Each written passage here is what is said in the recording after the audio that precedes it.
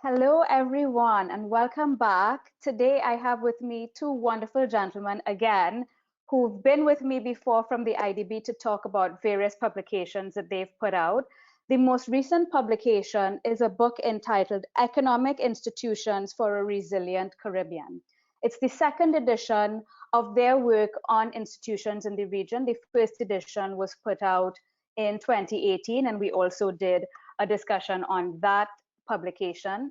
This new edition builds on that work and helps to chart the way forward for institutional strength and institutional reform in the region.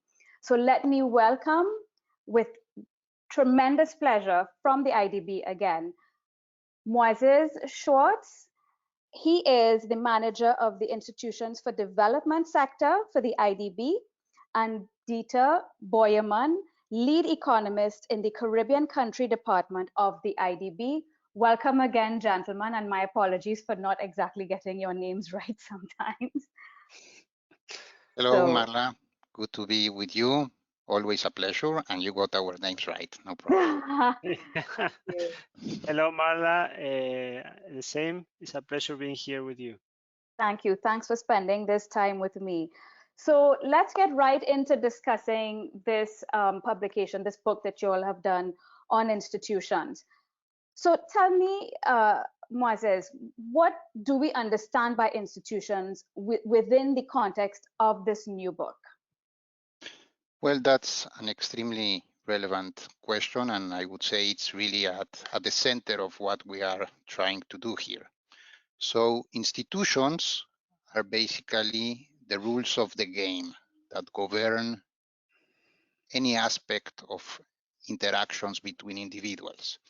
So in this particular volume, we are referring to economic institutions, but one could also have political institutions.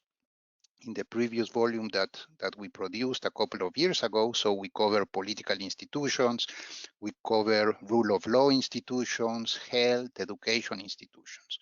In this particular book, we cover economic institutions. So what do we mean? What's really the important point here? So there are some rules, there are some laws, regulations that in one way or another provide some predictability for economic policy making or for basically individuals to interact. So once you have solid institutions, sound institutions, so you provide more certainty in terms of economic policy making. So that's the main element here.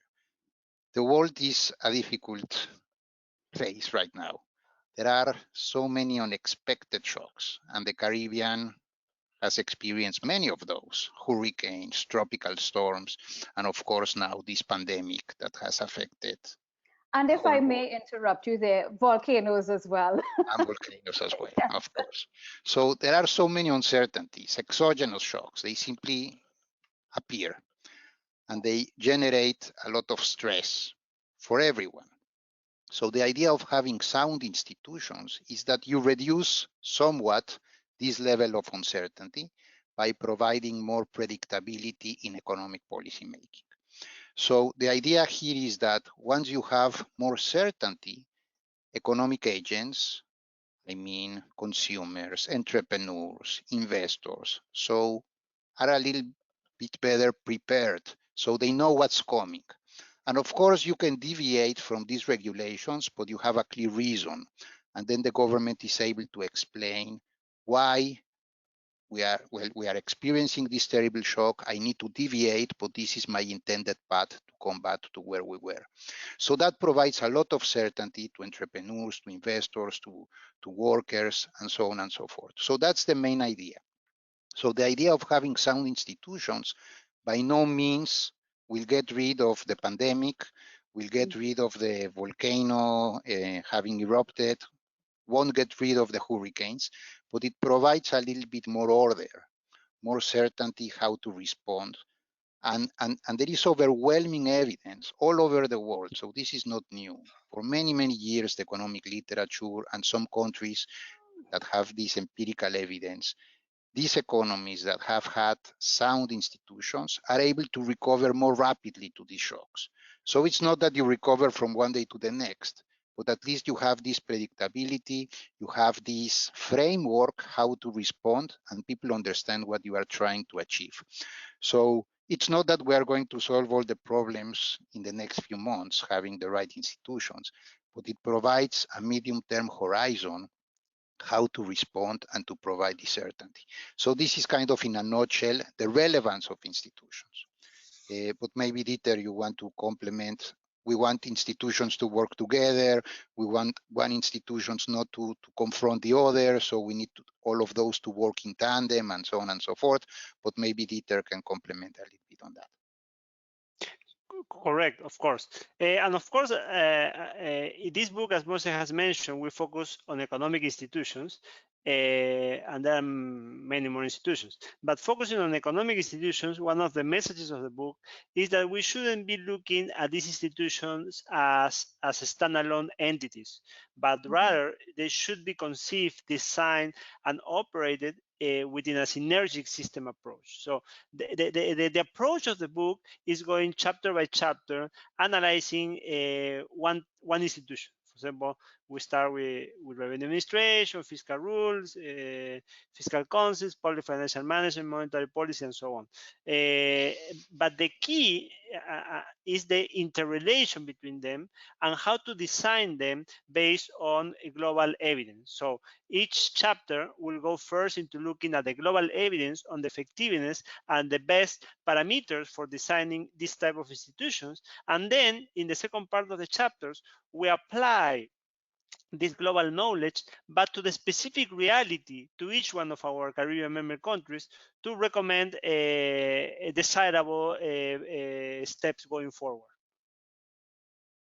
Thanks for that. And I think one of the most important aspects of the work discusses really that, yes, institutions are important. It makes the case very strongly.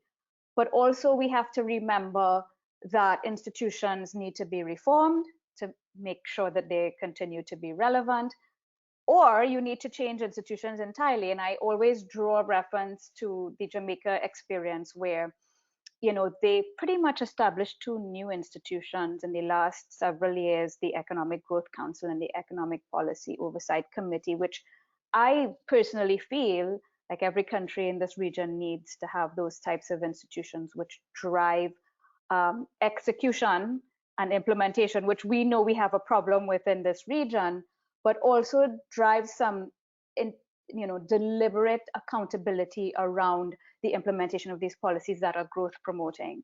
So I just wanted to insert that there to say that the institutions that we inherited, for example, when we became independent, sometimes it's probably the case that some of those institutional structures need to be reformed in order to remain relevant and to be fit for purpose in terms of what is needed now versus what might have been needed 50, 55 years ago.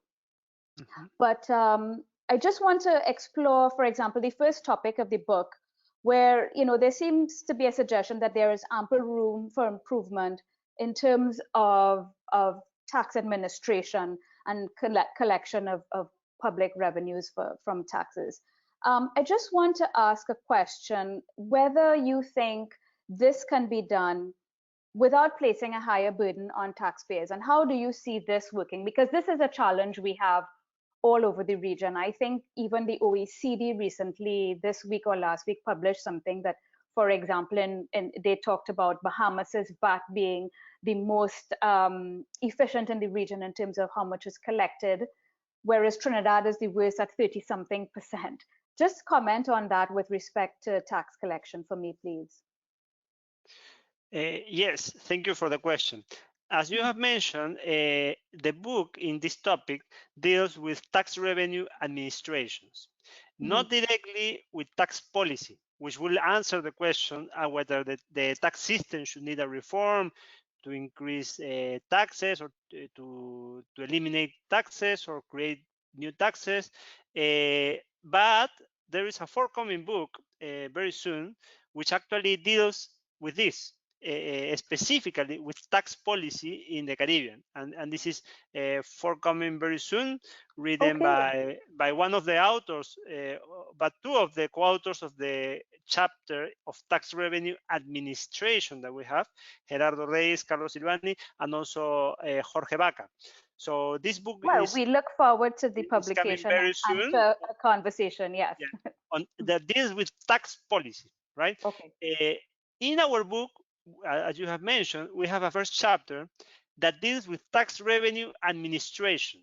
And of course, there is an interrelation, right, between tax policy and tax revenue collection, because the tax revenue administration is collecting the taxes that are being charged under the tax structure of the country. But we focus on the effectiveness of collecting taxes given the existent tax structure. So our book doesn't deal with whether we should charge more or less or create new taxes. That is dealt in detail in this new forthcoming book that I'm mentioning, right? So within the topic of having a more efficient tax revenue administration, we basically highlight two things. First is, of course, nobody likes to pay taxes. Okay, nobody likes to pay taxes, but of course, taxes are needed to implement necessary public services. Correct. So the objective of any tax revenue administration is to collect as efficient and effective as possible the taxes. Okay. So one thing to say is that nobody likes to pay taxes. So the objective first is to try to raise voluntary compliance. Okay, so people voluntarily pay the taxes, and for this you need to make as simple as possible to comply with something that nobody likes to comply. Okay, so that's the first message and the first topic that we deal with in this chapter, right? And the second one is that, of course, there are going to be incentives for tax evasion, for sure, right? And tax revenue administrations are also responsible to try to identify these cases to charge the appropriate tax, right? So, but there is a reality, and a reality is that resources for auditing, right, for potential tax evasion are also limited.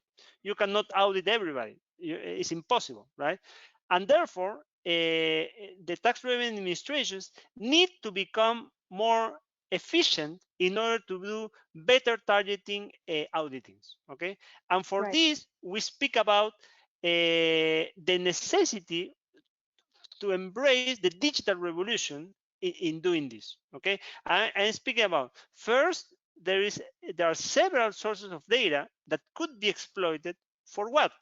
To apply, for example, tools of big data and artificial intelligence so that you could identify potential agents that could be evading with a higher likelihood, and therefore focusing the auditing efforts on those rather than doing, for example, just a random sample selection of cases to audit. Okay, so and kind of the 80-20 rule, right? Get exactly the majority of the problem. Get there Exactly. And that's something that needs development, as we evidence in the chapter in the Caribbean in general, but in the Caribbean is where we focus on, right? So these are the two topics that are dealt with in this chapter. I think are totally feasible to implement, and it focuses a lot on embracing the digital revolution for these purposes. And I like that because that's going to make the compliance easier. And also, as you noted about the voluntary compliance as well, because if I have to go line up and submit forms, it's much less likely to happen, right? But let's let's talk about public expenditure and fiscal spending. And you highlight that Caribbean nations, as we know, have acquired high levels of debt. And of course, there is a conversation around, securing some relaxation of debt repayment terms, and if not, debt forgiveness. But that aside, this high level of debt means that there is a lot less fiscal flexibility. And it means that we are much more susceptible as a region to shocks, whether they're financial shocks, whether they're natural disasters, as we discussed earlier, that we seem to be more and more affected by. How do institutions play a role here? Well, I think one has to take a look at debt together with the rest of the other fiscal elements. So on one side, you have the revenues. So we talked briefly about those. On another side, you have the expenses. So government spend on education, building highways, infrastructure, whatnot. And then you have debt. So if you have more expenses, to put it simply, if you have more expenses than the revenue you are collecting, so you need to incur in some type of debt. But the idea here is to work with the three elements kind of in some harmony. And that's why we insist in the book along the pages on what is being called medium-term fiscal frameworks. So the idea is to have some compatibility between the levels of debt, and that's why we have fiscal rules, and that's why there is a suggestion of fiscal councils and sovereign wealth funds. So those are different elements that you can put together and have a little bit more order in terms of fiscal policy altogether. So as you mentioned, debt levels are relatively high. Actually, some estimations that we have done is that once you surpass the level of around 55% debt to GDP, so the debt becomes a harsh drag on the economy. Yeah. Because you also need to pay interest on that debt. So this is what is called debt service. And according to some computations that we have done all over Latin America, the numbers are outrageous in terms of the amount of expenses you need to allocate simply to service the debt, to pay the interest on the debt. Yeah. Instead of using those resources to more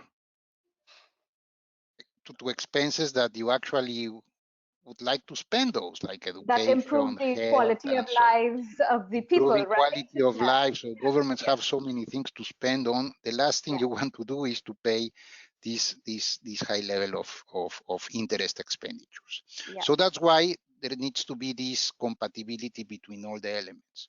So another element to keep in mind is all these hedging instruments that there exist, to have some type of insurance that would allow you to manage your debt more efficiently in terms of the currency the debt is issued, in terms of coverage of the debt, in terms of all the hedging. So some of the countries in the Caribbean, for example, are commodity dependent, rely significantly, well, you certainly know this very well, rely significantly, let's say, on oil.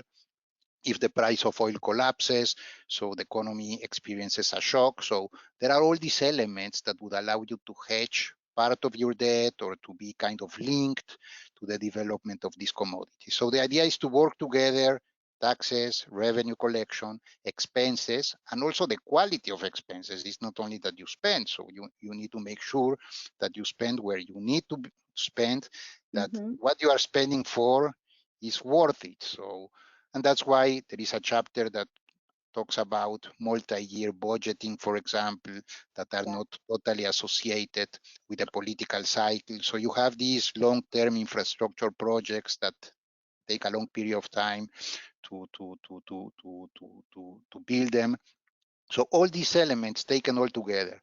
So that's why we insist on this medium-term fiscal framework that puts together everything. So if you have a sovereign wealth fund, for example, so that could take care of one part of that. If you don't have that, so you might have other elements like hedging the debt, have a debt unit in the government that talks to other ministries and they understand each other, and the level of debt is kept at a specific cap. So that's why the relevance of having some type of fiscal rules that would establish kind of limits for the debt levels and so on and so forth. So the idea is to bring them all together to have synergies. I agree. And Dieter, tell us more about that. I mean, that's a good segue to talk about, yes, the existing level of debt is a drag and it's, needs to be managed better, and we need to implement these mechanisms like insurance and hedging and so on.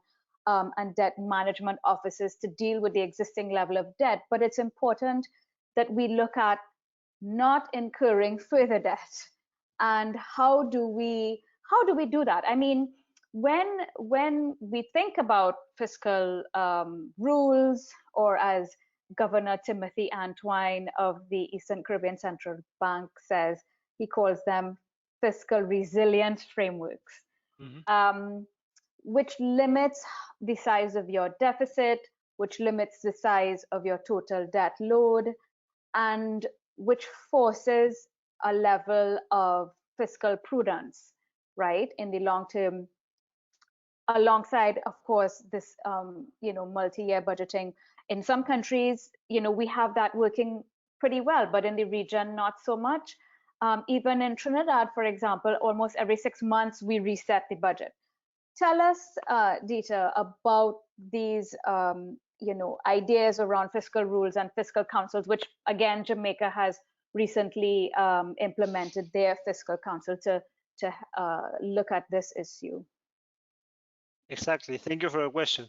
As has just been discussed by Moses, one thing is the debt that we already have, right? Yeah. And it needs to be managed better with all the tools that have been mentioned. But the other thing is why there is debt, right? Because the country have been spending more than what they get in revenue, and this is very simple. I mean, anyone, if we put it to a household context, everybody will understand, right? And I would like to frame it in that way. Imagine you're a household, you have a monthly income of 100, and you have been spending 120 for the last 10 years, right? So each month you're having 20 in deficit that you are spending that's from on your credit card. from a credit card, for example. So that's the debt, right? Okay, so the house said, okay, we have to stop, right? So we're going to put a rule from now onwards. Of the 100 in income that we receive, we're only going to spend 70, right? And if we get to 70, that's it. We eat whatever we find here. We don't buy anything else, okay? And so you use that 30 maybe to start repaying the debt, and then eventually to save, right? Yeah. Okay, that is exactly what a fiscal rule is, right? So and it's an institution in the sense that it is a rule that governs, in this case, fiscal policy, right? So fiscal rules now are implemented very widely. When they started, they were only they started in only like a handful of developed countries, maybe 10, 15 years ago. But today they are commonplace in developed, lower income countries, middle income countries, and we show this evolution over time. And they have shown to be very effective and controlling overspending. Okay, but then it comes going back to the household. Who is the watchdog so that this rule is enforced, right? Somebody has to be responsible. Somebody has to have the wallet. Somebody has to have the control over the credit card, right? And that's a fiscal council, basically. So a fiscal council will be an independent entity that will be the watchdog, or an parallel to the household, that household member who will have the control, right, to look over the expenditures that you're doing day by day and say, oh, you're reaching the target, etc. Right? So that's the fiscal rule and the fiscal council that, in my view, go hand by hand, because you could have a very nice fiscal rule, but if nobody is enforcing it independently, then governments usually will have the incentive to spend now, right, rather than going to the long term. So a fiscal rule is basically an institution that is tied in somehow the hands of the current government to decrease the incentives for overspending in the present within a long-term perspective that go beyond the political cycle. Okay. Exactly. So and that's the fiscal rule. So it needs, as you know, of course, to be implemented. They will need to be institutionalized by law, and that requires political consensus, understanding of the population, and popular support for it. It's not something simple to do, right? But the Caribbean has already shown that there are examples that is feasible. And as you mentioned, Jamaica, for example, which has done this and other things as well. For example, with central bank independence, and maybe we'll speak later. But it's feasible. It has happened already in the region successfully, and the evidence globally is overwhelming that this type of institutions work and that contribute significantly to the prospects for economic and social development. No, and Jamaica is, of course, a really shining example in terms of institutional strengthening, institutional reform. And yes, as you mentioned, the fiscal council and the independence of the central bank now. But let's go back to, you talked about, when you implement these fiscal rules and you use the fiscal surplus, the $30 that you talked about, right? That you've now, you have surplus in terms of what you've spent, $70, but you've earned 100. This $30 is going to go towards debt servicing and bringing down your credit card debt. At some point, this $30 can be saved when you've paid off your debt. And I want to draw reference to the Cayman Islands, for example. They've been running fiscal surpluses for many years. They have a fiscal rule in place, of course, from the UK government in terms of the frameworks within which they operate. And on the onset of the pandemic, they had over 6 or 700 million Cayman dollars in surplus and savings, right? And I have recommended, and I think that it's actually wise, if you can take this surplus now and put it into a sovereign wealth fund, instead of just having it sitting in a bank account that's not really invested and doesn't have any sort of long-term investment strategy and purpose, putting it in a sovereign wealth fund. We, of course, have a sovereign wealth fund in Trinidad and Tobago, and there are fiscal rules around that and how the fiscal revenue is added and how it can be withdrawn. I know that Suriname and Guyana as well have passed legislation, even the Turks and Caicos Islands. So it's something that's growing in acceptance, if not popularity, in the region. So talk to us, Moises, if you will, about about sovereign wealth funds and what value you think they can bring and how you dealt with it in the work that you did in this book.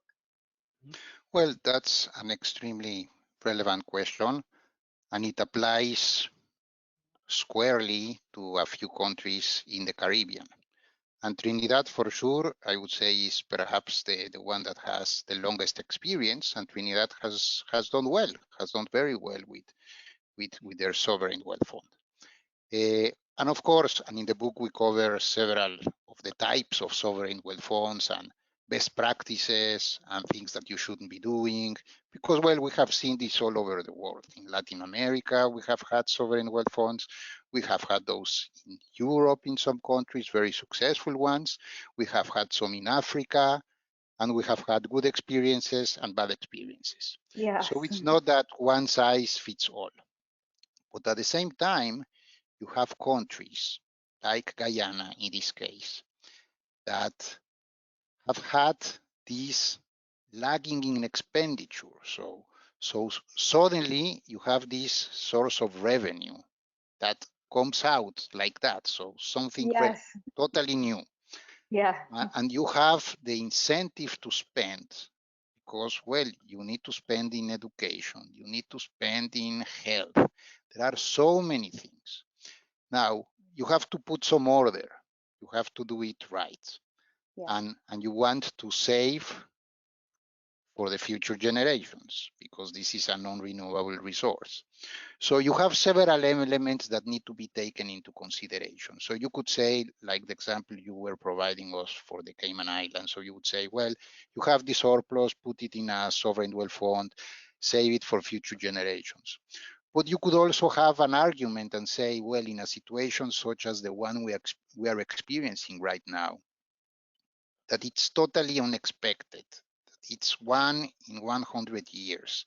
So it's not that a country misbehaved fiscally and now you want to compensate that with some of the revenues that you have in the sovereign wealth fund. No, now the world is in a situation that you actually need some fiscal space. Yeah. And we have seen in more advanced economies how they have been successful in creating this fiscal space because they have had the resources, they have the credibility, and they are running higher deficits. And there is kind of a plan how to go back to normal once the situation stabilizes. Yes. Unfortunately, in Latin America and the Caribbean, we do not have the fiscal space. And some countries have tried to do a little bit more, but some of the measures are kind of marginal. So instead of paying the taxes, the yearly taxes of last year in April, so now you have the rest of the year to pay those in installments. So some countries have done that. So that certainly helps entrepreneurs and firms and so on. But other countries and some countries have provided incentives, stimulus, no? Here in the United States. So if you earn less than a certain amount, so the government, the IRS sends you a check. The last one was around $1,400 per individual. So that certainly helps a segment of the population. Now, in the Caribbean, it's very difficult because we don't have the resources. So the idea of having a medium-term fiscal framework that has rules, has escape clauses for a situation as the one we are living right now, so allows you to move a little bit the pieces around.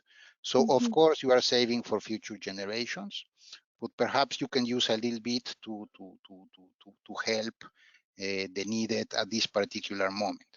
Other countries, for example, have this retirement for retirement, savings for retirement. So they are allowing to withdraw some resources if you are unemployed. So of course, this is going to affect your retirement down the road. But in the very short term, you have an escape clause that allows you to provide some type of stimulus, some type of incentive. So of course, I'm very much in favor of savings, and this is what we recommend. And the book covers many examples of advanced countries, not so advanced countries for the sovereign wealth funds. And I truly believe that Guyana, well, they have all the elements to succeed in the future, but it's extremely relevant that they have the sovereign wealth fund working well, they have the proper escape clauses, they have adequate fiscal rules that monitor and limit the type of expenditures you can do, and you play a little bit around with the numbers, and you save here and you spend there, and so on and so forth. But the idea of simply spending in the very short term won't get us far. I agree. And I mean, in the structure of the Sovereign Wealth Fund in Trinidad and Tobago, it's supposed to be two separate funds, but it's for now one fund where you have the stabilization element, which is just as you mentioned, Moise, is about, you have a short-term crisis and you need to get some fiscal space. You have that stabilization element to deal with that, the short-term problems. And then you have a heritage portion, which is supposed to deal with intergenerational equity and planning for the long term. There was supposed to be legislation passed to split the two, and I don't know what has happened. And of course, legislation was amended to allow the Minister of Finance to withdraw more than the fiscal rules previously allowed him to, given the current crisis. But you also mentioned, Moises, about pensions, and that, for example, in Norway, they treat their sovereign wealth fund as though it might be a pension plan for the whole nation. Dieter, tell us about, in your book, how what were your findings around pension funds in the Caribbean? Because of course, a lot of us are becoming very anxious around how these are being managed and whether there's going to be adequate assets and liquidity to provide pensions when we get to that age. And of course, then we also have the demographic problem. But tell us what you've outlined in the book. Thank you. Yes, exactly. So pension systems, although are not directly related with, let's say, public fiscal management or economic management, we cover those in a chapter written actually by Moses and Maria Alejandra Segarra, because they have huge fiscal implications. And unfunded pension systems will put a lot of burden in the fiscal accounts, right? And therefore, that's why we covered. So for the case of the Caribbean, most of the countries in the Caribbean have what we refer to a pay-as-you-go pension system, where basically current pensions of retirees are covered with the contributions, right, that workers are doing now. And this works okay when you have a demographic structure such that the current workers exceed the retirees, so that the contributions are enough to provide an adequate coverage of the pensions that are currently being paid.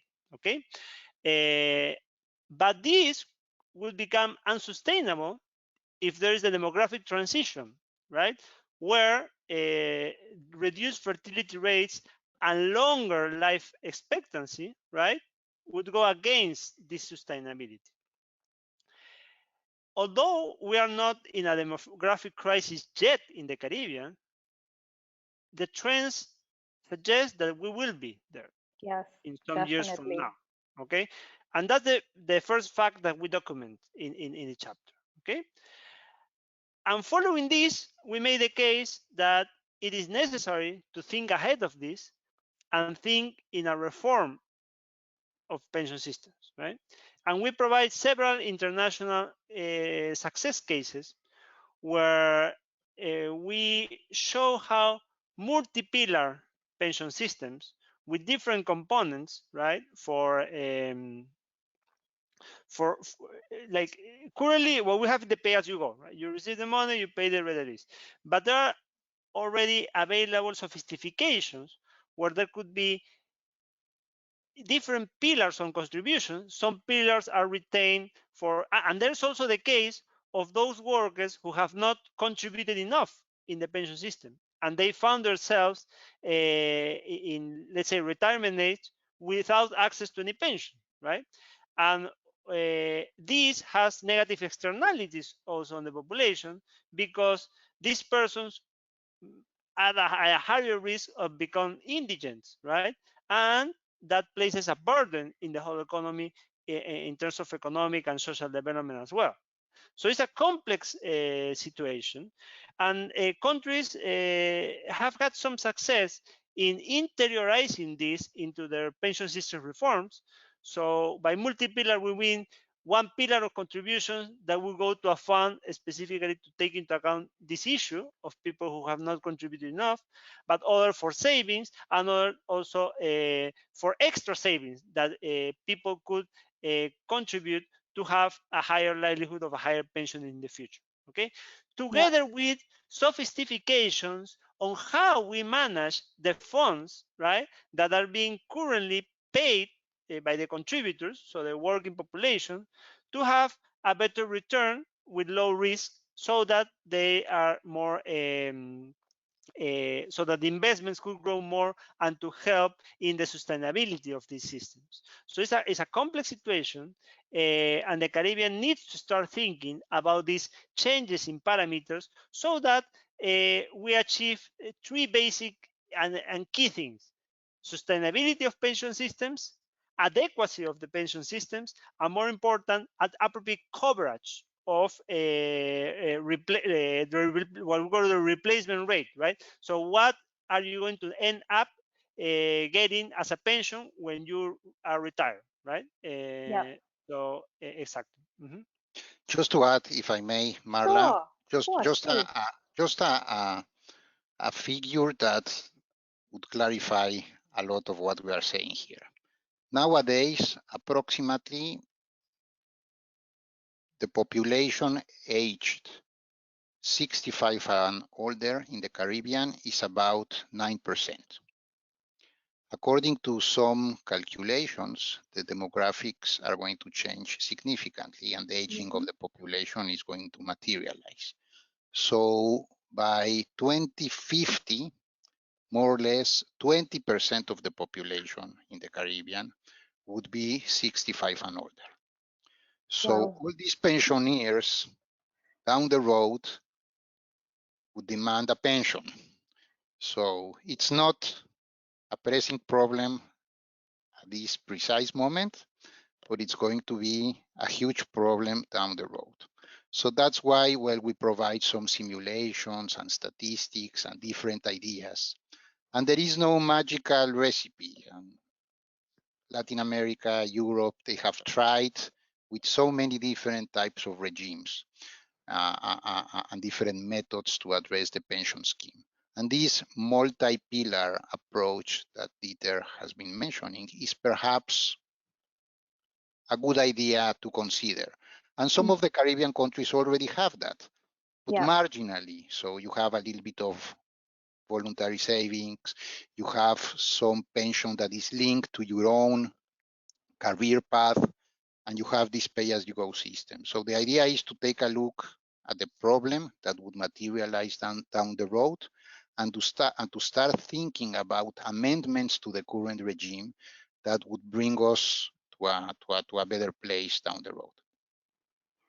And on that note, what are the problems we're facing now that can affect us later on?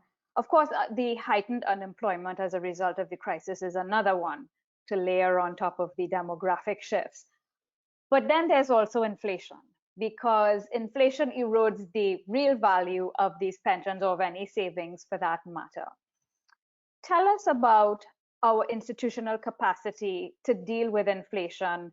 And as we discussed earlier, we talked about Jamaica. Tell us a bit more about that. Sure. Well, that's a very relevant question again, Marla, because inflation is kind of a tax that affects the most vulnerable. Yeah. So the most vulnerable, they have no hedging mechanisms against inflation. They have cash, they go to the store, and the value of the currency is being reduced. It's affected because of inflation. Yep. Those who are not that vulnerable, they can invest, they buy financial instruments, they go to the stock market, they buy real estate, and so on and so forth. But for the most vulnerable, inflation is extremely pernicious. So that's why an institution that can help us in that regard is central bank independence and transparency. And Jamaica, as you mentioned, is a very good case in hand. So this idea of central bank independence has been around since before the early 1990s. And we have seen all over the world central banks amending their laws, amending their acts to become more independent. And this is something that has recently materialized in Jamaica. So the idea here is to try to try to separate the political cycle from monetary policy. Just to put it simply, the central bank has a mandate for low, relatively stable inflation, let's say 3%, 4 to 5% per year, kind of a target, kind of an objective. And the central bank, through monetary policy, affects interest rates, and that's the transmission of monetary policy. But once you have an independent central bank that is accountable to achieve these specific targets, so then you have a board of the central bank, like you have it now in Jamaica, and you have it in different parts of the world. So they are accountable to Congress, to Parliament. They have to go, they have to explain why on earth they are deviating, and so on and so forth. And their appointments are also staggered. So you have a new government, a new administration, so you inherit part of a board. So it's not that you have a new minister here, a new minister there, and you nominate people that you feel comfortable working with. So the idea here is to have some barriers that would separate the political cycle from this specific mandate. And we have seen along the years that countries that have enjoyed central bank independence have performed significantly better in terms of achieving their objective for inflation. So this is an extremely relevant endeavor. And well, in the book, we have some measures, central bank independence and transparency indexes for different countries. And some countries have made significant strides. So Jamaica, Barbados have done relatively well in that regard. But Mhm. really, the proof of the pudding would come down the road. So once you have difficult situations, when the central bank actually exerts and practices their independence, so that's actually when you see the benefits and the good results of having this law in place. So the main idea is to delink the political cycle from the decisions of the central bank, because the central bank can issue currency.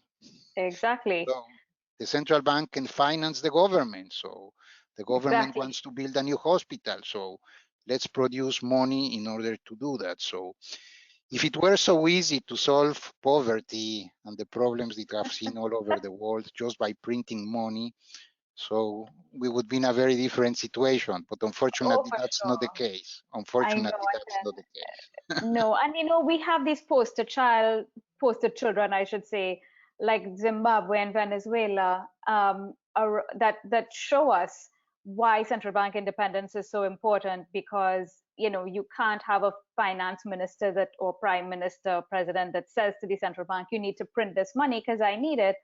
But even right here in the Caribbean, we've had examples. Most recently, in up to 2018 in Barbados, that we had this challenge where I think it was about 50 million a month was being printed to help pay public sector salaries. And so this is an issue that's alive and well in this region. And Right. so I really look forward to that reform spreading from Jamaica throughout the region. The last question I want to raise is to talk about the banking sector. So credit availability to finance productive enterprises has been shown to be one of the important determinants of socioeconomic development. And therefore, financial regulation plays a key role. What are your main findings in the book around the issues of adequacy of the regulatory environment, the financial regulatory environment in the Caribbean? And this is an issue that is really relevant to me and the work that I've done on blacklisting and the accusations we have to face all the time that we are not sufficiently adequately regulated in the region. Tell us what your findings were. Sure, thank you for the question. Indeed, this is the third topic and last of the book. So the book deals with three main topics. First, the fiscal that we have discussed. Second, monetary policy that Moises has just discussed. And the third one is financial regulation and inclusion, right? As you have mentioned, the financial system as an intermediary of funds is key for the development of any economy. Why? Because a well-functioning financial system would finance projects that will have high productivity or high returns. And therefore, this will create value for the economy, right? So how do we ensure or increase the likelihood that a financial system is healthy, that will be less vulnerable, and that could be allocating funds adequately to the most productive enterprises, right? So first, we deal about financial regulation, and we focus a lot about the last convention of Basel III, which highlights a very important issue.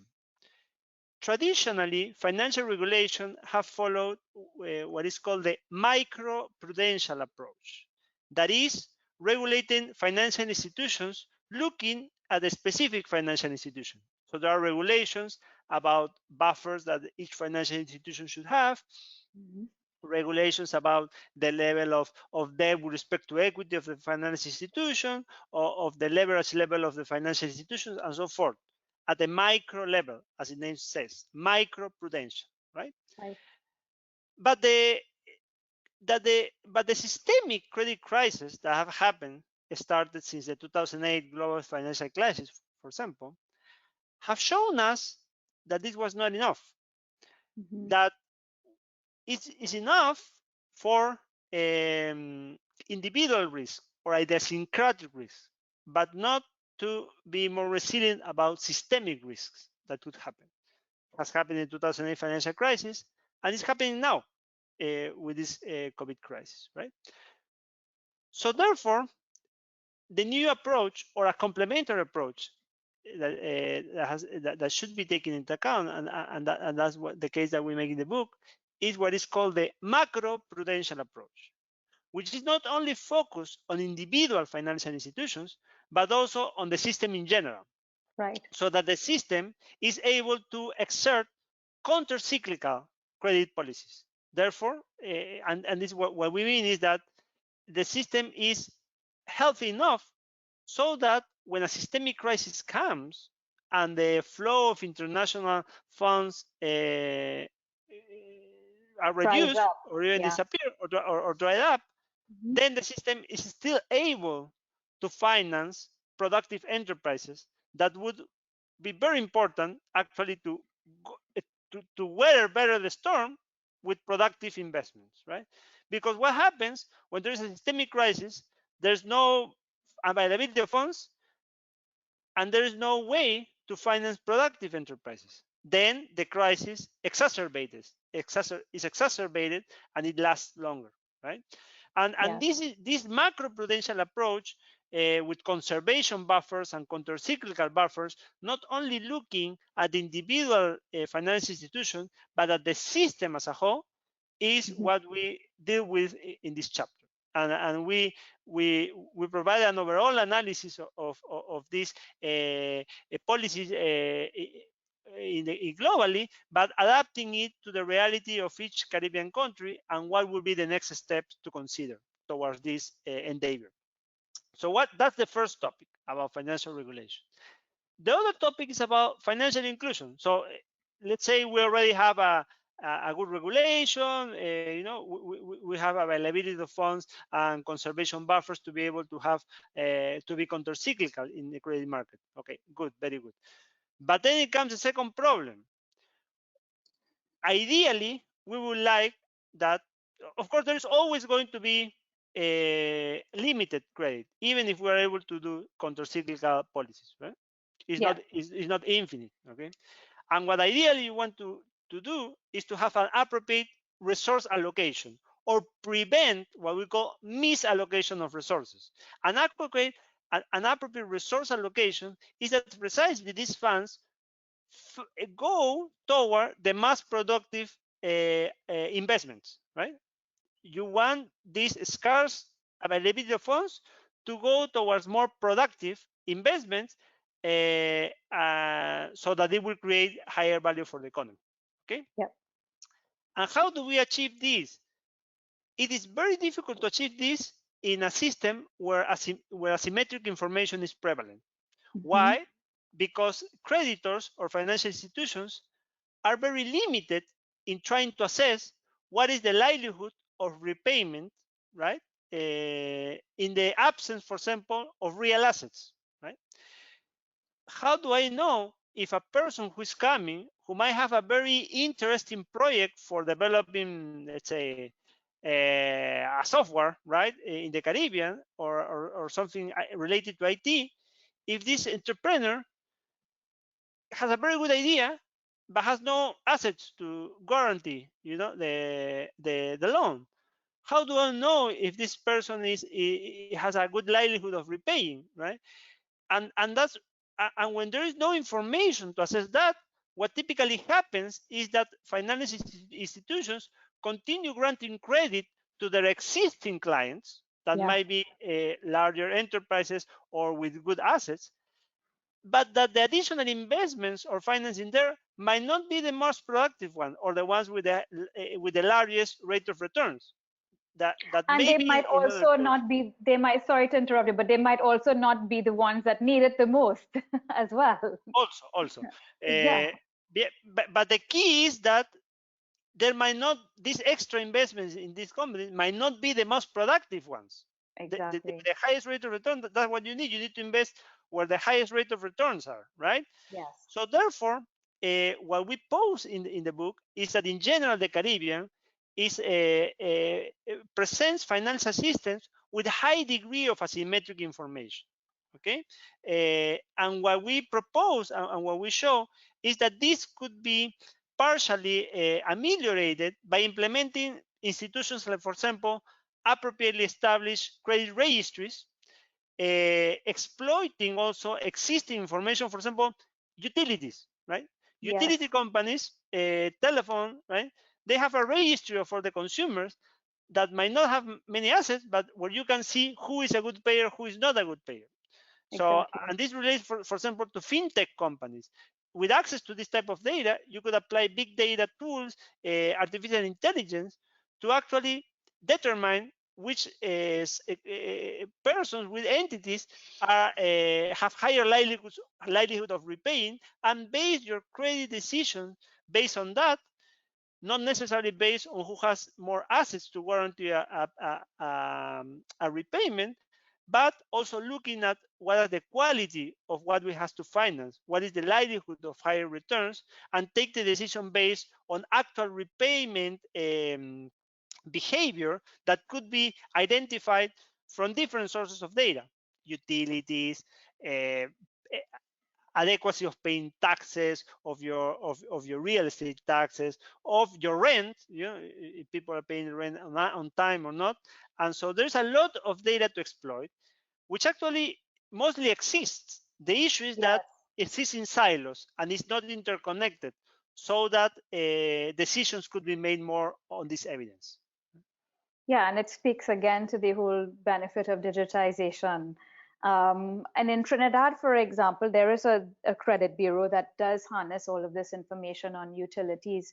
And I know that there is one bank, I believe JMMB, which is Jamaica Money Market Brokers, again, Jamaican bank, that has automated part of its credit adjudication process because it's been able to use the information from the credit bureau to do that. And so that's, I think, the way it should continue to develop in the region. Gentlemen, yeah, and one just that was the thing you mentioned, the credit bureaus. Of the countries that we studied, there are 3 countries that have implemented a credit bureau, right? Jamaica, Guyana, Trinidad and Tobago. We provide some information about what is the coverage of these credit bureaus. And in general, for some it's very low. Why? Because credit bureaus are private entities, and by definition they are voluntary. You know, if you want, you can participate. If you don't, you cannot participate. As opposed to credit registries that we have none in the. There's no credit registry in the Caribbean, where this is a more systemic issue, which centralizes all information from every source, and that will be available to everybody, not only the ones who want to voluntarily participate, right? So that's the difference definitely between where we registry need and credit to go. bureaus. Yeah, that's the direction we definitely need to go. Gentlemen, I mean, we can talk all day, right, about this. I just wanted to say thank you so much, Moises and Dita, again, for spending this time with me to discuss your latest book. I also want to thank you from the bottom of my heart for doing this work in the first place. This is very important work that is really there to help the Caribbean open policymakers' eyes as to what the challenges are, but also what the solutions are. And that's what I really like about the work that you've done. It is very solutions oriented, and it tells us very clearly what are the things we need to do to make things better. So I really appreciate what you've done. I thank you very much. And I again thank the IDB as well for devoting time and energy and resources towards studying our issues in the Caribbean and finding the solutions that would work best. I thank you. And I look forward to this forthcoming book on that you mentioned that discusses more on the fiscal side. So I look forward to further discussions, and I thank you again. Thank you, Marla. Thank you very Always much. a pleasure. Thank you, Moises. Thank you, Dita. Okay, take care.